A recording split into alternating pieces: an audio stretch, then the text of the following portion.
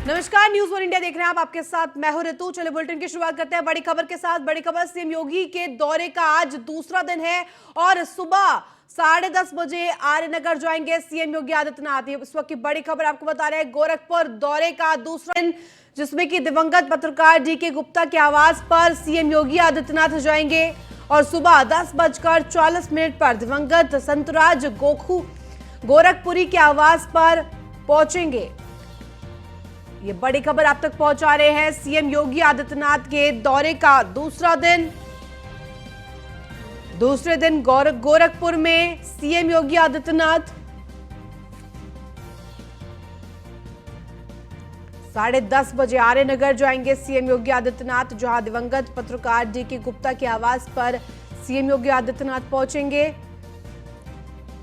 और संतराज गोरखपुरी आवास पहुंचेंगे सीएम योगी आदित्यनाथ।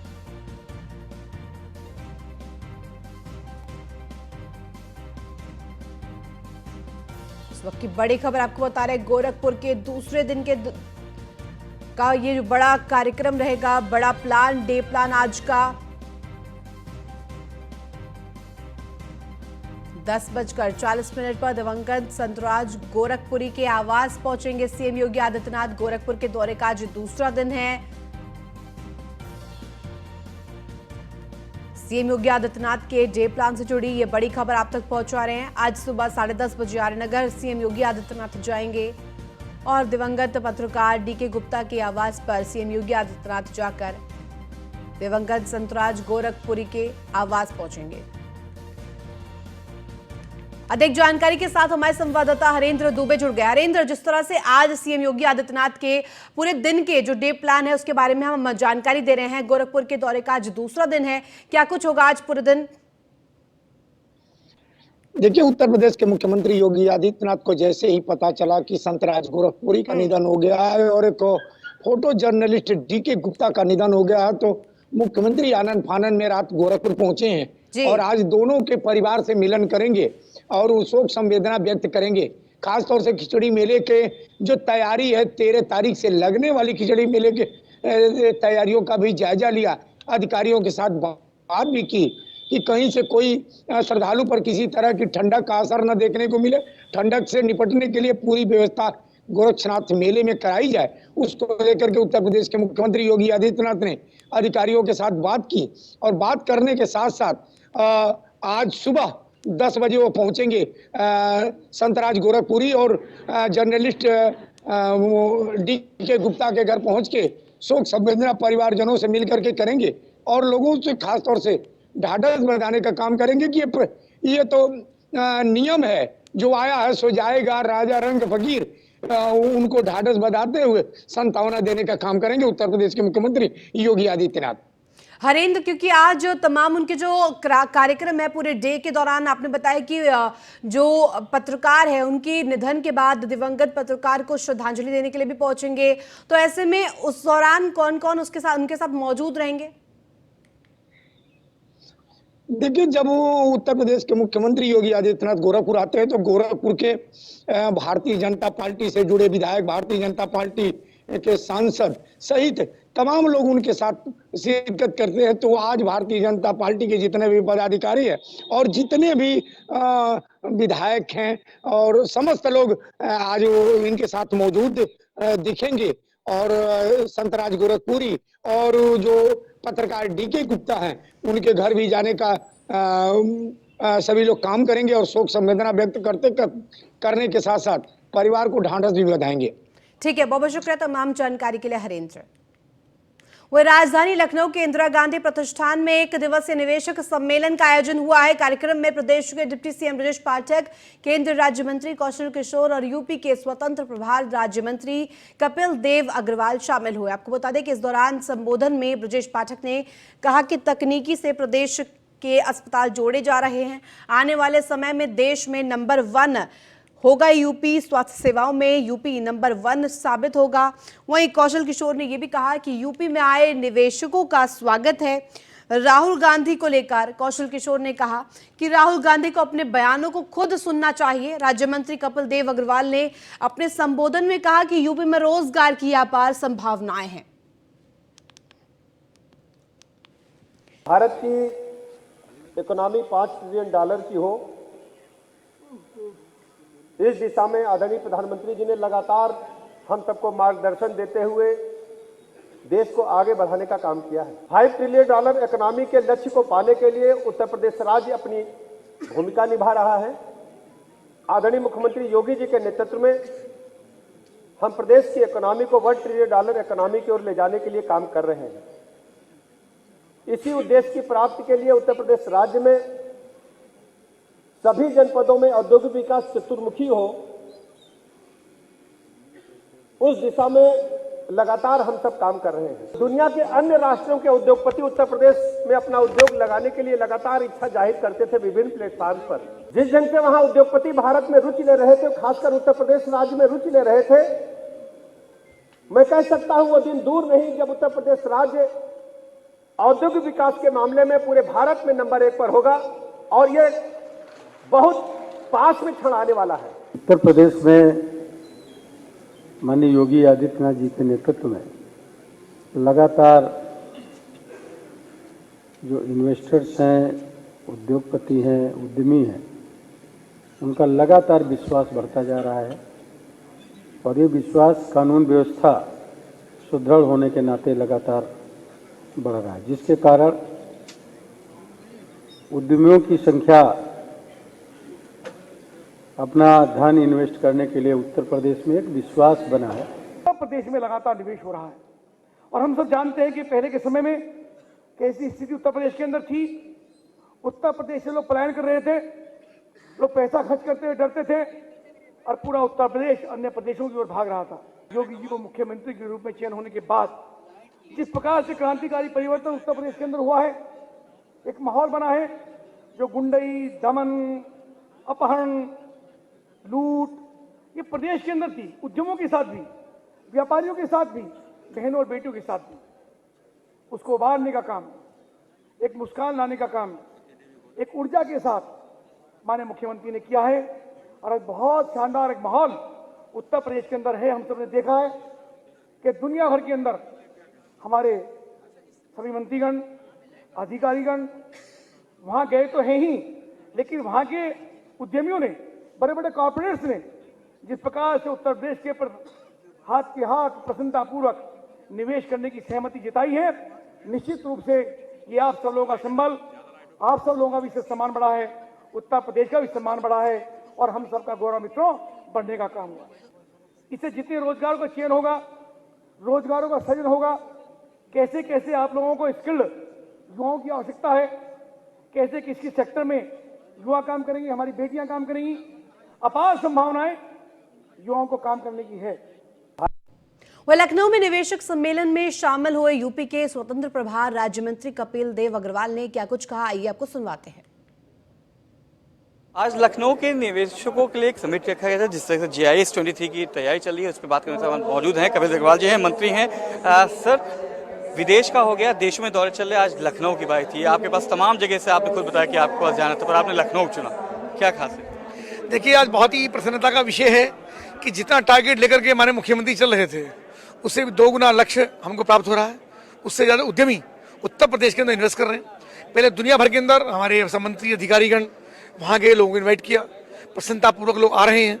उसके बाद देश भर की प्रत्येक राजधानी के अंदर जाकर के उद्यमों को प्रेरित करने का काम किया, आज वो आ रहे हैं। इसके साथ राजधानी के अंदर यानी लखनऊ में, हमारे जनपद मुजफ्फरनगर में भी, और ऐसे प्रत्येक जनपद के अंदर ये इन्वेस्टर्स समिट हो रही है, कॉन्फ्रेंस हो रही है, लोगों को मोटिवेट किया जा रहा है, लोगों को इस बात का भरोसा दिलाया जा रहा है कि माननीय मुख्यमंत्री योगी आदित्यनाथ जी जिस प्रकार से उन्होंने कानून व्यवस्था का दम भर करके और सड़क पर आज जितना गुंडागर्दी, दमन, व्यापारी के साथ लूट, एक डर, भय, खौफ जो उद्यमी और व्यापारी के अंदर होता था उसको खत्म करने का मुख्यमंत्री ने किया है। और जब लोग पलायन करते थे वो पलायन आज खत्म हुआ है और लोग उत्तर प्रदेश के अंदर बहुत आशा की नजरों से देख रहे हैं। अब पूरी दुनिया के लोग आज भारत के अंदर आ रहे हैं, उत्तर प्रदेश में आ रहे हैं, हमारे लिए बहुत प्रसन्नता का विषय। कपिल जी, देखा गया कि जिस तरीके से, क्योंकि ODOP की बात कर लें, ग्लोबल फॉर लोकल की बात कर लें, तो उसी स्तर पे हमने देखा बड़े मंच पे छोटे कारोबारी नहीं आ पाते थे। अब जिले स्तर में आप लोग ये पूरी कार्यक्रम शुरू छोटे उद्यमी को भी बड़ा मंच देने की कोशिश कर रहे हैं। छोटा उद्यमी है, उसको भी समान अवसर मिले। जो छोटा है तो कल बड़ा होगा। तो अगर उनका छोटा इन्वेस्टमेंट भी है तो उसका भी उतना ही सम्मान है जितना बढ़ेगा है। मुख्यमंत्री जी के यहाँ चूंकि हम सबका साथ सबका विकास सबके विश्वास की हम बात कर रहे हैं, तो जो छोटा उद्यमी है छोटा व्यापारी है उसको भी समान रूप से अधिकार मिले, उसको भी विंडो सिस्टम का लाभ उसको मिले, जो सरकार की योजना है उसको भी मिले, इसलिए सबको किसी रूप में हीनता उसके अंदर ना हो, इसलिए ऐसे सब लोगों को इन्वाइट किया गया है जिनका छोटा इन्वेस्टमेंट भी है। एक सवाल, क्योंकि लगा अखिलेश यादव आजकल आप लोग के ऊपर बड़ा तंज कसते नजर आ रहे हैं। हाल ही में बोला कि जो आपका ग्लोबल इन्वेस्टर समिट है एमओयू तो साइन होते हैं पर धरातल पे वो नहीं उतरता है। अखिलेश जी ने कभी ये प्रयास किया ही नहीं।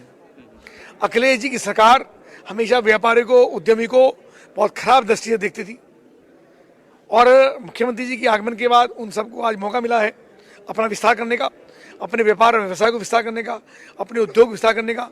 अखिलेश जी फ्रस्ट्रेट है इस समय, ये बात के कष्ट में है बहुत ज़्यादा कि अगर योगी जी मात्र 5.5 वर्ष के अंदर दुनिया भर के आज कैसे छा गए, तो आज उस बात से बहुत दुखी हैं। हमको लगता है कि योगी जी की उस जो लोकप्रियता है, जो उनकी प्रतिबद्धता है, जो विश्वास जनता में उनके प्रति हुआ है, वो अखिलेश जी को पच नहीं रहा है, तो मुझे लगता है कि वो इधर उधर की टिप्पणियां करते हैं। तो ये थे कपिल अग्रवाल जी बताए थे कि हमने जो काम किया था, हमने जो वादे किए थे वो धरातल पे उतारा है और अखिलेश यादव शायद इस काम को कर नहीं पाए, इस बात को पचा नहीं पा रहे हैं। वीडियो जर्नलिस्ट अमित सानी के साथ मनीष मिश्रा, न्यूज़ इंडिया। राजधानी लखनऊ में आयोजित निवेशक सम्मेलन में शामिल हुए कई पदाधिकारी और इस वक्त की बड़ी खबर आपको बता दें, राजधानी लखनऊ में निवेशक सम्मेलन हुआ जिसमें कि तमाम वो पदाधिकारी मौजूद रहे और ऐसे में केंद्रीय राज्य मंत्री कौशल किशोर ने क्या कुछ कहा, आपको सुनवाते हैं। इन्वेस्टर समिट को लेकर आज लखनऊ में इन्वेस्टर्स के साथ एक बैठक हुई थी। हमारे साथ बात करने के मौजूद है केंद्रीय राज्य मंत्री हैं कौशल किशोर जी। कौशल जी, आज लखनऊ में, क्योंकि आप इधर से आते हैं, लखनऊ को लेकर इन्वेस्टर समिट की गई है, कैसे देखते हैं 50,000 करोड़ का आप लोगों ने लक्ष्य आज पूरा किया? देखिए, आज लखनऊ में डिस्ट्रिक्ट इन्वेस्टर समिति थी जिसमें करीब 56,000 करोड़ यहाँ के लोकल इन्वेस्टर्स ने इन्वेस्ट करने का काम किया। उत्तर प्रदेश एक जो है उद्यमी प्रदेश बनेगा आदरणीय योगी आदित्यनाथ जी के नेतृत्व में, और माननीय प्रधानमंत्री नरेंद्र मोदी जी का जो सपना जो उन्होंने प्लान किया है 2047 तक विकसित भारत बने, एक विकसित भारत बनेगा, आत्मनिर्भर भारत बनेगा, जिसमें उत्तर प्रदेश योगी आदित्यनाथ जी के नेतृत्व में अग्रणी भूमिका निभाने का काम शुरू कर दिया है। देखिए, अखिलेश जी को वही दिखाई देता है केवल कब्रिस्तान जहां उन्होंने बाउंड्री बनवाई थी, जहां उन्होंने हैंड पाइप लगवाए थे। जो बाकी लोगों का काम है उनको नहीं दिखता। लोगों को आवास मिल रहे हैं, शौचालय मिल रहे हैं, लोगों को गैस सिलेंडर चूल्हे मिले, किसानों को 6,000 रुपये साल में मिलता है, ये सारी चीज़ें उनको नहीं दिखती। 50 करोड़ जनता को मुफ्त में इलाज, अभी 31 दिसंबर 2023 तक के लोगों को 80 करोड़ जनता को मुफ्त में अनाज, ये सारी चीज़ें उनको दिखती नहीं। इसलिए इन्वेस्टर्स जो पैसा इन्वेस्ट कर रहा है वो भी उनको नहीं दिखाई देता, तो उनको देखना चाहिए ये, और नहीं देख रहे हैं तो कोई बात नहीं, उनका काम है विरोध करना। और भारतीय जनता पार्टी और योगी जी की सरकार, मोदी जी की सरकार का काम है विकसित भारत बनाना, उसी के लिए आत्मनिर्भर भारत बनाने के लिए हम लोग काम कर रहे हैं। तो इतनी बार देखा कि जिस तरीके से आप लोगों ने पूरी 10 लाख करोड़ के इन्वेस्टमेंट की बात करें, लगातार 7 लाख करोड़ आप विदेश से लेके आए, 5 लाख करोड़ यहाँ से लेके आए, तो इस बार अपने ही रिकॉर्ड को तोड़ने की तैयारी है आप लोग? जी, आने वाले समय में उत्तर प्रदेश में लगभग $1 ट्रिलियन का इन्वेस्ट होगा, और मैं समझ रहा हूँ देश में सबसे बड़ा उत्तर प्रदेश सबसे ज़्यादा उद्यम के मामले में इन्वेस्ट कराने का काम करेगा। एक आखिरी सवाल, क्योंकि राहुल गांधी अपनी यात्रा लेकर निकल पड़े हैं, उनका कहना है कि ये देश तपस्वियों का नहीं पुजारियों का नहीं है। राहुल गांधी के बारे में मैं क्या कहूँ, उनकी इन बातों से कांग्रेस के लोग नाराज हो रहे हैं और कांग्रेस के लोग उनको छोड़ करके बीजेपी में शामिल हो रहे हैं। तो ये थे केंद्रीय मंत्री कौशल किशोर जी, जो बता रहे थे कि हमने जो काम किया है, हमने जो इम्प्लीमेंटेशन किए थे या हम जो अपनी योजनाएं थे उसको धरातल पर लाने का काम किया, और साथ ही साथ राहुल गांधी अपने ही रत्नों से अपनी ही पार्टी को तोड़ते जा रहे हैं। वीडियो जर्नलिस्ट विनोद के साथ मनीष मिश्रा, ग्लोबल। वहीं सपा सुप्रीमो अखिलेश यादव कन्नौज पहुंचे। इस दौरान सिद्धपीठ मां फूलमती मंदिर में दर्शन किए। दर्शन के बाद अखिलेश यादव ने कहा कि बहुत दिनों बाद यहां आने का सौभाग्य प्राप्त हुआ है। हमारी कामना है कि प्रदेश और देश में सौहार्द हो। वहीं बीजेपी पर निशाना साधते हुए अखिलेश यादव ने कहा कि बीजेपी से कैंडिडेट पहले ही घोषित हो चुके हैं, समय समय पर उनकी घोषणा की गई। ट्विटर वॉर पर अखिलेश यादव ने कहा कि बीजेपी को जरूरत नहीं होनी चाहिए, और ऐसे में अखिलेश यादव ने आगे ये कहा कि बीजेपी को अपनी भाषा बदलनी चाहिए। हिंदी दिवस पर बीजेपी अपनी भाषा को लोकतांत्रिक बनाए, ये सीधे तौर पर निशाना साधते हुए बसपा सुप्रीमो अखिलेश यादव नजर आए। माफ कीजिए, दिनों के बाद आज माता के दरबार में मुझे आने का मौका मिला है।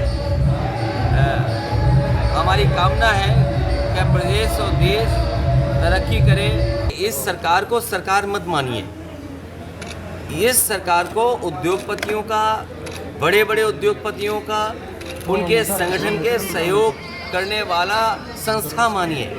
सरकार की जिम्मेदारी बनती है कि गरीब की मदद करें, किसान की मदद करें, मजदूर की मदद करें, महंगाई कैसे कम हो, बेरोजगारी कैसे कम हो। लेकिन ये सरकार ऐसे समूह की मदद करती है जो बड़े पैसे वाले लोग हैं। ये बड़ों लोगों की सरकार है, ये गरीबों की सरकार। वही गाजियाबाद के लोनी से विधायक नंद किशोर गुर्जर ने यूपी के एसीएस गृह को पत्र लिखा है, जिसमें उन्होंने लिखा है कि समाजवादी पार्टी का शीर्ष नेतृत्व यूपी में कानून व्यवस्था को चौपट कर दंगा कराने की साजिश रच रहा है। हजारों ट्रेंड सपा कार्यकर्ता अपराधियों के साथ बांग्लादेश और रोहिंग्याओं के गठजोड़ से प्रदेश में कानून व्यवस्था बिगाड़ने की प्लानिंग रच रही है। जनता से सीधे जुड़े विभागों, बिजली निगम और पुलिस के फर्जी अधिकारी और कर्मचारी बनकर प्रदेश भर में दिन दहाड़े घरों में घुसकर डकैती डाली जा रही है। जनता में आक्रोश फैलाकर समाजवादी पार्टी प्रदेश में मजबूत कानून व्यवस्था के संदेश को ध्वस्त करना चाहती है। महिलाओं को गाली गलौज करने वाले मनीष जगन को छुड़ाने जेल पहुंचना और लोनी में डकैती डालने वालों के पक्ष में पोस्ट महज संयोग नहीं बल्कि समाजवादी पार्टी को इनका खुला समर्थन है। लेटर में उन्होंने ये भी लिखा है कि सपा नेता की एक ऑडियो में खुलासा हुआ है कि योगी सरकार के खिलाफ रोज कुछ न कुछ बड़ा बदनाम करने की साजिश लखनऊ के बड़े सपा नेता कर रहे हैं। ऑडियो में सपा नेता कह रहे हैं कि हमें ऊपर से निर्देश है कि योगी सरकार को बदनाम करने के लिए जो करना पड़े करो।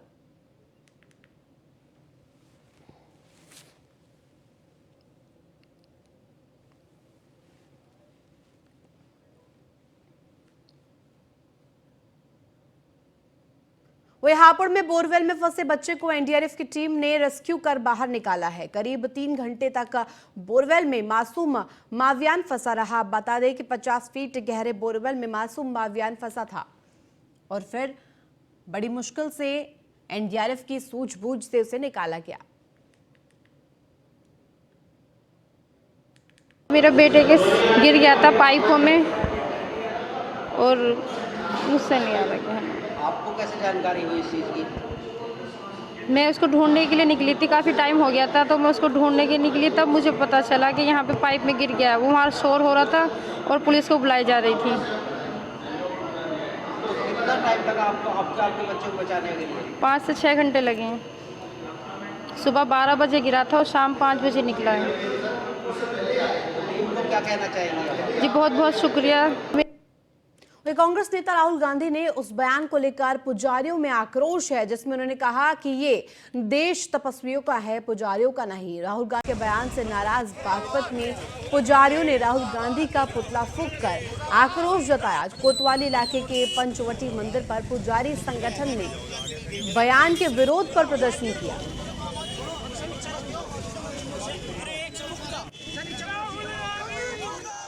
एक बचकाना बयान आया है कि ये देश तपस्वियों का देश है और पुजारियों का नहीं है। मैं राहुल गांधी जी से एक प्रश्न करना चाहता हूं कि इस समाज में पुजारी होता क्या है? क्या उन्हें पुजारी शब्द का अर्थ पता है? पुजारी उसको कहा जाता है। आप सभी यहाँ सभी ब्राह्मण भी खड़े हैं, अनेकों व्यक्ति खड़े हैं। मैं आपसे ही पूछता हूँ, क्या आप भगवान की पूजा करते हैं? और अगर आप भगवान की पूजा करते हैं तो आपको क्या कहा जाता है? पुजारी कहा जाता है। फिर तो ये देश आपका भी नहीं है। और अगर ये तपस्वियों का देश है, 7 नवंबर 1966 को जब कांग्रेस की सरकार थी और स्वामी कृपात्री जी महाभाग के नेतृत्व में आदेश में जब वो हत्या विरोध आंदोलन हुआ था, उस समय सोनिया गांधी, इंदिरा गांधी जी ने जो गोलियां चलवाई थी, उस समय वो तपस्वी थे, क्या थे? उन तपस्वियों पर जो गोलियां चलवाई थी तब किसकी सरकार थी? क्या तब वो तपस्वियों का देश नहीं था? झांसी में जिलाधिकारी रविंद्र कुमार के निर्देश है कि कोई भी व्यक्ति खुले आसमान के नीचे ना सोए और ना ही जिले में ठंड की वजह से कोई जनहानि हो, जिसको लेकर जगह जगह रैन बसेरे बनाए गए हैं। उन रैन बसेरों की हकीकत जानने के लिए न्यूज़ 1 इंडिया की टीम निकली। टीम सिपरी थाना इलाके के चित्रा चौराहे के पास बने अस्थायी रैन बसेरे में पहुंची, लेकिन वहां का नजारा देख टीम के लोगों के हैरान रह गए। लोगों के होश उड़ गए। नशे में धुत कुछ लोग हंगामा करते नजर आए। वहीं नगर निगम के अधिकारी शराबियों को समझाते नजर आए। कि महिला जो रोड के लोग फुटपाथ वाले हैं वो आते नहीं है, तो उन लोगों को जबरदस्ती यहाँ पे लाकर सुला रहे हैं, तो वो सोने का नाम सोने नहीं देते हैं और सारी रात में हंगामा करते हैं, गाली गलौज भी करते हैं। तो अच्छी सब आपने आला अधिकारी उनसे की है, सबको पता है, वो लोग भी साथ में थे हमारे, उन्होंने बहुत प्रयास करा लेकिन उन लोगों की समझ में नहीं आ रहा। भैया यहाँ जे आ रही कि ये लोग शुरू से और चोरी चकारी होती है, ये लोग उद्यम करते हैं। यहाँ कौन है ये लोग, क्या करते हैं? ये लोग पुल के नीचे रहते हैं, ये लोग हम लोग भी आवारा लोग हैं ये लोग। सर यहाँ दिक्कत परेशानी ये, कुछ लोग जो आते हैं यहाँ लेटने, दारू वगैरह पी के आते हैं और उल्टे सीधे बोलते हैं, गाली गलौज भी करते हैं। और कुछ लेडीज भी है जो यहाँ पे जो गार्ड हैं उन पर गलत भी आरोप लगाते हैं। किस तरीके की दिक्कतों का सामना करना पड़ रहा है? सर हर प्रकार की दिक्कतों का सामना करना पड़ रहा है, हर किसी का सुनना पड़ता है यहाँ, और बहुत बदतमीजी से ये लोग पेश आते हैं। परेशानी हम लोगों को जो यहाँ पे बाहर सोते थे लोग, ये एक प्रकार से लावारिस टाइप के लोग हैं, घुमंतू प्रजाति के हैं, और ये अक्सर न्यूसेंस क्रिएट करते हैं। हम लोगों को रेस्ट करते हैं, सोएंगे नहीं कैसे भी हो, तो इन लोगों को प्रेरित किया है, जागरूक भी किया है, और जागरूकता का ये हमें फल मिला है कि 2-3 दिन के अंदर काफ़ी सारी यहाँ पे कम से कम 100-150 लोग आप देख रहे होंगे आ गए हैं, और अपने सामान के साथ इनको यहाँ शिफ्ट कर दिया गया है। रात में किन चुनौतियों का सामना करना पड़ता है? रात में ये लोग अधिकांशतः नशे में पाए जाते हैं। तो फिलहाल इस बुलेटिन में बस इतना ही। आप देखते रहिए न्यूज़ 1 इंडिया।